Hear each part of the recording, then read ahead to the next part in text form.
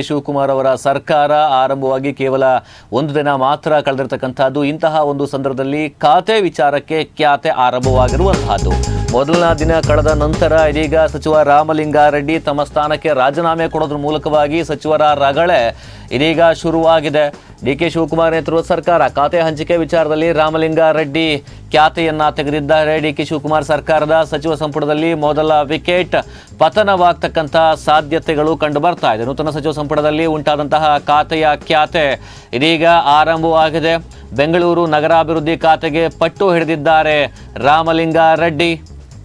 ಜಲಸಂಪನ್ಮೂಲ ಖಾತೆ ನೀಡಿರುವುದಕ್ಕೆ ಸಚಿವ ರಾಮಲಿಂಗಾರೆಡ್ಡಿ ಅಸಮಾಧಾನವನ್ನ ವ್ಯಕ್ತಪಡಿಸಿದ್ದಾರೆ. ನನಗೆ ಕೊಟ್ಟಿರುವಂತಹ ಖಾತೆ ಬೇಡ ಅಂತೇಳಿ ಸಚಿವ ಸ್ಥಾನಕ್ಕೆ ರಾಜೀನಾಮೆಯನ್ನ ಕೊಟ್ಟಿರುವಂತಹದ್ದು ರಾಮಲಿಂಗಾರೆಡ್ಡಿ. ಗುರುವಾರ ರಾತ್ರಿ 13 ಸಚಿವರಿಗೆ ಹಂಚಿಕೆ ಮಾಡಲಾಗಿದ್ದಂತಹ ಸಚಿವ ಸ್ಥಾನ ಇದೀಗ ಆ ಒಂದು ಸ್ಥಾನ ನಮಗೆ ಬೇಡ ಅಂತ ಹೇಳಿ ವಾಪಸ್ ನೀಡುವುದಕ್ಕೆ ಮುಂದಾಗಿದ್ದಾರೆ. ಮುಖ್ಯಮಂತ್ರಿ ಡಿ.ಕೆ. ಶಿವಕುಮಾರ್ ನೇತೃತ್ವದ ನೂತನ ಸಚಿವ ಸಂಪುಟದಲ್ಲಿ ಖಾತೆಯ ಖ್ಯಾತೆ ಉಂಟಾಗಿದೆ. ಇಂಥದ್ದೇ ಖಾತೆ ಬೇಕಂತೇಳಿ ಸಚಿವರು ಪಟ್ಟಿ ಹಿಡಿದಿದ್ದು ಬಿಕ್ಕಟ್ಟು ತಲೆದೋರಿರುವಂತಹದ್ದು. ಸಚಿವ ರಾಮಲಿಂಗಾರೆಡ್ಡಿ ಅವರು ಬೆಂಗಳೂರು ನಗರಾಭಿವೃದ್ಧಿ ಖಾತೆಗೆ ಪಟ್ಟು ಹಿಡಿದಿದ್ದಾರೆ. ಈ ಒಂದು ಖಾತೆ ಬದಲಿಗೆ ಜಲಸಂಪನ್ಮೂಲ ಖಾತೆ ನೀಡಿರುವುದಕ್ಕೆ ಅಸಮಾಧಾನವನ್ನ ವ್ಯಕ್ತಪಡಿಸಿದ್ದಾರೆ ರಾಮಲಿಂಗಾರೆಡ್ಡಿ. ತಮಗೆ ಈ ಖಾತೆ ಬೇಡ ಅಂತೇಳಿ ಸಚಿವ ಸ್ಥಾನಕ್ಕೆ ರಾಜೀನಾಮೆಯನ್ನ ನೀಡಿರುವುದಾಗಿ ಘೋಷಣೆಯನ್ನ ಮಾಡಿದ್ದಾರೆ. ತಮ್ಮ ಸ್ಥಾನಕ್ಕೆ ರಾಜೀನಾಮೆ ನೀಡುವುದಾಗಿ ಬಗ್ಗೆ ಮಾಧ್ಯಮಗಳಿಗೆ ತಿಳಿಸಿರ್ತಕ್ಕಂತಹದ್ದು ಸಚಿವರಾಗಿದ್ದಂತಹ ರಾಮಲಿಂಗಾರೆಡ್ಡಿ. ಗುರುವಾರ ರಾತ್ರಿ 13 ಸಚಿವರಿಗೆ ಖಾತೆ ಹಂಚಿಕೆ ಮಾಡಲಾಗಿತ್ತು. ಸಚಿವ ರಾಮಲಿಂಗಾರೆಡ್ಡಿ ಅವರಿಗೆ ಜಲಸಂಪನ್ಮೂಲ ಖಾತೆಯನ್ನು ಹಂಚಿಕೆ ಮಾಡಲಾಗಿತ್ತು. ಆದರೆ ಸಚಿವ ರಾಮಲಿಂಗಾರೆಡ್ಡಿ ಬೆಂಗಳೂರು ನಗರಾಭಿವೃದ್ಧಿ ಖಾತೆಗೆ ಪಟ್ಟನ್ನು ಹಿಡಿದಿದ್ರು. ಜಲಸಂಪನ್ಮೂಲ ಇಲಾಖೆಯನ್ನ ಯಾವುದೇ ಕಾರಣಕ್ಕೂ ಕೂಡ ಒಪ್ಕೊಳ್ಳೋದಿಲ್ಲ ಅಂತ ಹೇಳಿ ಪ್ರತಿಕ್ರಿಯೆಯನ್ನ ಕೊಟ್ಟಿದ್ದಾರೆ ರಾಮಲಿಂಗಾರೆಡ್ಡಿ. ಸಚಿವ ಸ್ಥಾನಕ್ಕೆ ರಾಜೀನಾಮೆ ನೀಡಿದ್ದು ಪತ್ರವನ್ನು ಮುಖ್ಯಮಂತ್ರಿಗಳಿಗೆ ಕಳಿಸಿಕೊಡಲಾಗಿದೆ ಅಂತ ಹೇಳಿ ಪ್ರತಿಕ್ರಿಯೆಯನ್ನ ಕೊಟ್ಟಿದ್ದಾರೆ.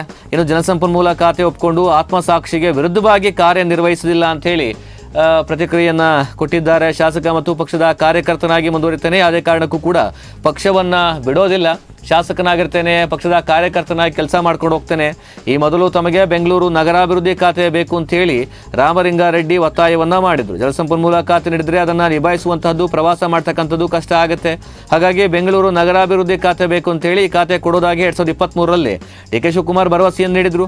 ಅದರಂತೆ ಇದೇ ಖಾತೆ ನೀಡಬೇಕು, ಇಲ್ಲವಾದರೆ ಸಚಿವ ಸ್ಥಾನಕ್ಕೆ ರಾಜೀನಾಮೆ ನೀಡುವುದಾಗಿ ಸ್ಪಷ್ಟ ನಿಲುವನ್ನ ತೆಗೆದುಕೊಂಡಿರುವಂತಹ ಸೂಚನೆಯನ್ನ ಕೊಟ್ಟಿದ್ರು. ಅದರಂತೆ ಈ ಒಂದು ಜಲಸಂಪನ್ಮೂಲ ಖಾತೆ ಬೇಡ, ನಮಗೆ ಈ ಒಂದು ನಗರಾಭಿವೃದ್ಧಿ ಖಾತೆ ಬೇಕು ಅಂತ ಹೇಳಿ ಪಟ್ಟನ್ನ ಹಿಡಿದು ತಮ್ಮ ರಾಜೀನಾಮೆಯನ್ನ ಮುಖ್ಯಮಂತ್ರಿಗಳಿಗೆ ರವಾನೆ ಮಾಡಿದ್ದಾರೆ ರಾಮಲಿಂಗಾರೆಡ್ಡಿ.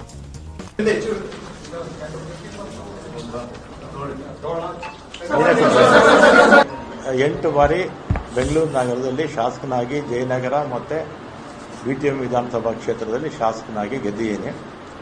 ಮೊದಲನೇ ಸಲ ವೀರಪ್ಪ ಮೊಯ್ಲಿಯವರ ಮಂತ್ರಿಮಂಡಲದಲ್ಲಿ ಸಚಿವನಾಗಿದ್ದೆ. ಆಮೇಲೆ SM ಕೃಷ್ಣ ಅವರ ಕಾಲದಲ್ಲೂ ಸಚಿವನಾಗಿದ್ದೆ. ಧರ್ಮಸಿಂಗ್ ಅವರ ಕಾಲದಲ್ಲೂ ಸಚಿವನಾಗಿದ್ದೆ. ಸಿದ್ದರಾಮಯ್ಯನವರ 2 ಅವಧಿಯಲ್ಲಿ ಸಚಿವನಾಗಿದ್ದೆ. ಎಲ್ಲ ಮುಖ್ಯಮಂತ್ರಿಗಳ ಹತ್ರ ಕೂಡ ನಾನು ಯಾವತ್ತೂ ಕೂಡ ನನಗೆ ಮಂತ್ರಿ ಮಾಡಿ ಅಥವಾ ಇಂಥ ಪೋರ್ಟ್ಫೋಲಿಯೋ ಕೊಡಿ ಅಂತ ಯಾವ ಮುಖ್ಯಮಂತ್ರಿಗಳನ್ನು ನಾನು ಕೇಳಿರಲಿಲ್ಲ. ಆಮೇಲೆ 2023ರಲ್ಲಿ ಮುಖ್ಯಮಂತ್ರಿಗಳು ಸಿದ್ದರಾಮಯ್ಯನವರಾದರು. ಆಗ ನಾನು ಅವ್ರನ್ನ ಹೋಗಿ ನಾನೇನು ಮಿನಿಸ್ಟರ್ ಮಾಡಿ ಅಂತ ನಾನೇನು ಕೇಳಿರಲಿಲ್ಲ. ಅವರೇ ಕರೆದು ನನ್ನ ಮಿನಿಸ್ಟರ್ ಮಾಡಿದ್ರು. ಆಮೇಲೆ 20ನೇ ತಾರೀಕು ಪ್ರಮಾಣ ವಚನ ಆಯಿತು. 23ನೇ ತಾರೀಕು ಸುರೇಶ್, ನಮ್ಮ ಬೈರತಿ ಸುರೇಶ್ ಈಗ ಮಂತ್ರಿಗಳಾಗಿದ್ದಾರೆ, ಅವರು ಫೋನ್ ಮಾಡಿ ಮುಖ್ಯಮಂತ್ರಿಗಳು ಮಾತಾಡಬೇಕಂತೆ ಬನ್ನಿ ಅಂದರು. ಕನ್ನಿಂಗ್ಯಾಮ್ ರೋಡ್ಗೆ ಹೋದೆ. ಅಲ್ಲಿ ಮೇಲ್ಗಡೆ ಯಾರೋ ಇದ್ರು, ಸೆಲ್ಲರಲ್ಲೇ ಪಾರ್ಕಿಂಗಲ್ಲಿ ನಾನು ಸುರೇಶ್ ಮಾತಾಡಿದ್ವಿ. ಏನು ಕರೆದಿದ್ದೇನು ಅಂತ ಕೇಳಿದೆ. ಅದಕ್ಕೆ ನಿಮಗೆ ಬೆಂಗಳೂರು ಪೋರ್ಟ್ಫೋಲಿಯೋ ಕೊಡ್ತೀನಿ ಅಂತ ಹೇಳಿದ್ರು. ಅಷ್ಟೇ ತಾನೇ ಫೋನಲ್ಲಿ ಹೇಳಿದ್ರೆ ಸಾಕಾಗಿತ್ತು, ಇದಕ್ಕೆ ಯಾಕೆ ಕರೆದ್ರಿ ಅಂತ ಹೇಳಿ ನಾನು ಸಿದ್ದರಾಮಯ್ಯ ಅವ್ರನ್ನ ಭೇಟಿನೂ ಮಾಡಲಿಲ್ಲ. ಅವರು ಬೆಂಗಳೂರು ಪೋರ್ಟ್ಫೋಲಿಯೋ ಕೊಡ್ತೀನಿ ಅಂತ ನಾನು ಬಂದ್ಬಿಟ್ಟು, ನಾನೇನು ಕೇಳಿರಲಿಲ್ಲ ಪೋರ್ಟ್ಫೋಲಿಯೋ ಕೊಡಿ ಅಂತ. ನಾನು ಸಿದ್ದರಾಮಯ್ಯನವ್ರನ್ನೂ ಕೇಳಲಿಲ್ಲ, ಅವರೇ ವಾಲಂಟಿಯರ್ ಆಗಿ ಕೊಡ್ತೀನಿ ಅಂತ ಹೇಳಿದರು. ಆಮೇಲೆ 25ಕ್ಕೆ ಅನೌನ್ಸ್ ಆಯಿತು ಪೋರ್ಟ್ಫೋಲಿಯೋ. ನಾನೇ ಮತ್ತೆ ಟ್ರಾನ್ಸ್ಪೋರ್ಟ್ಗೆ ಹಾಕ್ಬಿಟ್ಟಿದ್ರು. ಆಮೇಲೆ ನಾನು ಫೋನ್ ಮಾಡಿದೆ, ಸುರೇಶ್ಗೆ ಫೋನ್ ಮಾಡಿದೆ. ಅವರಿಬ್ಬರು ಜೊತೆಲೆ ಕಾರಲ್ಲಿ ಹೋಗ್ತಾ ಇದ್ರು. ಯಾಕೆ ಈಗ ಆಯಿತು ಅಂತ ಹೇಳಿದೆ. ಇದು ಬೇರೆ ಬೇರೆ ಕಾರಣಗಳಿಂದ ಇದು ಬದಲಾವಣೆ ಆಗೋಯಿತು ಅಂತ ಹೇಳಿದರು. ಆಮೇಲೆ ನಾನು 25ನೇ ತಾರೀಕು ಮಾತಾಡಿದ್ಮೇಲೆ ನಾನೇನು ಕೇಳಿರಲಿಲ್ಲ, ಯಾರು ಇಂಥ ಇಲಾಖೆ ಬೇಕು ಅಂತ ನಾನು ಕೇಳಿರಲಿಲ್ಲ. ಅವರೇ ಕರೆದು ಕೊಡ್ತೀನಿ ಅಂತ ಹೇಳಿದರು. ಆಮೇಲೆ ನಾನು ಬೇಡ, ನನ್ನ ಮಂತ್ರಿಮಂಡಲದಲ್ಲಿ ಇರೋದಿಲ್ಲ ಅಂತ ನಾನು ಹೇಳಿದೆ.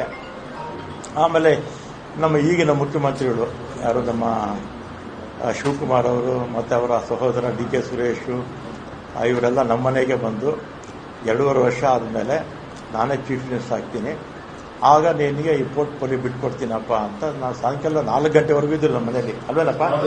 ಸಂಜೆ 4 ಗಂಟೆವರೆಗೂ ನಮ್ಮ ಮನೇಲಿ ಇದ್ರು. ನೀವು ಮಾಧ್ಯಮದವರೆಲ್ಲ ಇದ್ದೀರ ಅವತ್ತು. ಶಿವಕುಮಾರ್ ಅವ್ರನ್ನು ಕೂಡ ನಾನು ಮಂತ್ರಿ ಮಾಡ್ಕೊಳ್ಳಿ ಅಂತ ಕೇಳಲಿಲ್ಲ, ಅಥವಾ ಸಿದ್ದರಾಮಯ್ಯನವ್ರ ಹತ್ರ ಹೋಗಿ ನಾನು ಮಂತ್ರಿ ಮಂಡಲದಲ್ಲಿ ಸೇರಿಸಿ ಅಂತ ಹೇಳಲಿಲ್ಲ, ಅಥವಾ ಹೈಕಮಾಂಡ್ಗೆ ಹೋಗಿ ನನ್ನ ಮಂತ್ರಿ ಮಾಡಿ ಅಂತ ನಾನೇನು ಕೇಳಿರಲಿಲ್ಲ. ಮಾಡಿದ್ದಾರೆ, ಸಂತೋಷ. ಮತ್ತೆ ಅವತ್ತೇ ಶಿವಕುಮಾರ್ ಬೆಂಗಳೂರು ಪೋರ್ಟ್ಫೋಲಿಯೋ ನಿನಗೆ ಕೊಡ್ತೀನಪ್ಪ ಅಂತ ಹೇಳಿದರು. ಆಯಿತು ಅಂತ ಬಂದೆ. ನಾನು ಅದನ್ನು ಕೇಳಿರಲಿಲ್ಲ, ಅವರಿಗೆ ಅದನ್ನು ಕೇಳಲಿಲ್ಲ, ಅವರೇ ವಾಲಂಟಿಯರಾಗಿ ಹೇಳಿದರು. ಆಮೇಲೆ ನೋಡಿದ್ರೆ ಈಗ ಜಲಸಂಪನ್ಮೂಲ ಕೊಟ್ಟಿದ್ದಾರೆ. ನಾನು 2 ಬಾರಿ ಕೂಡ ಅವರೇ ಕರೆದು ಕೊಡ್ತೀವಿ ಅಂತೇಳಿ ಆಮೇಲೆ ಬೇರೆಯವ್ರಿಗೆ ಆಯಿತು. ಅದಕ್ಕೆ ನನಗೆ ಬೇಸರ ಆಗಿ ಈಗ ಆತ್ಮಸಾಕ್ಷಿ ವಿರುದ್ಧವಾಗಿ ಕೆಲಸ ಮಾಡೋಕೆ ಆಗ್ತಿಲ್ಲ ಅಂತೇಳಿ ಇವತ್ತು ನಾನು ರಾಜೀನಾಮೆ ಕೊಡ್ತಾ ಇದ್ದೀನಿ ಅಷ್ಟೇ. ಆಮೇಲೆ ಕಾಂಗ್ರೆಸ್ ಪಕ್ಷದಲ್ಲೇ ಇರ್ತೀನಿ, ಕಾಂಗ್ರೆಸ್ ಶಾಸಕನಾಗಿ ಮುಂದುವರಿತೀನಿ, ಅದರಲ್ಲೇನು ಎರಡನೇ ಮಾತಿಲ್ಲ.